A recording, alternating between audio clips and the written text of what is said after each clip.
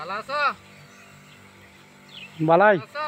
বালাই তোমার কি খবর সবর? আল্লাহ দিলে এই যে বালাই রাখছে আল্লাহ।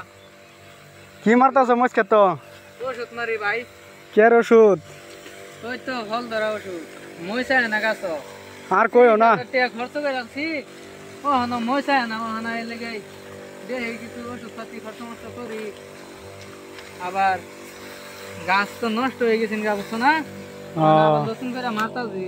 কতদিন তো মজতে বেসপারি হইলাম না। বেড়াইনে মজ বেসে 100-150 টাকা কেজি। আর আমি খেতে যে শোনা হইব 150 টাকা কেজি, 30 টাকা কেজি বেতন লাগবে। এটা তো ঠিকই। আর কি করতাম, উপায় নাই। 30,000 টাকা খরচ করলাম, এটি উড়াই লাগতো না। মানে এটির মূল উড়াইবার চাইতেছ?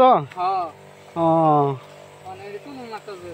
আমার তো বিশ্বাস হয় না এই ক্ষেত্রে 30,000 টাকা মূল উঠবো। আল্লাহর তেনা আশা করি ওইটা হরম লাগে। তাহলে তোমার ইটা বালাই, হ্যাঁ, তুমি আশা করে থই দিছো আল্লাহ টাইম, আল্লাহ যেন পুরা করে।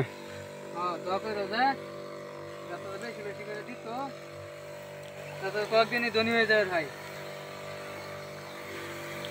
হ্যালো দর্শক ভাইয়েরা, আমার এই ভাইটা বহুত মেহনত করতেছে এই ক্ষেতের জন্য।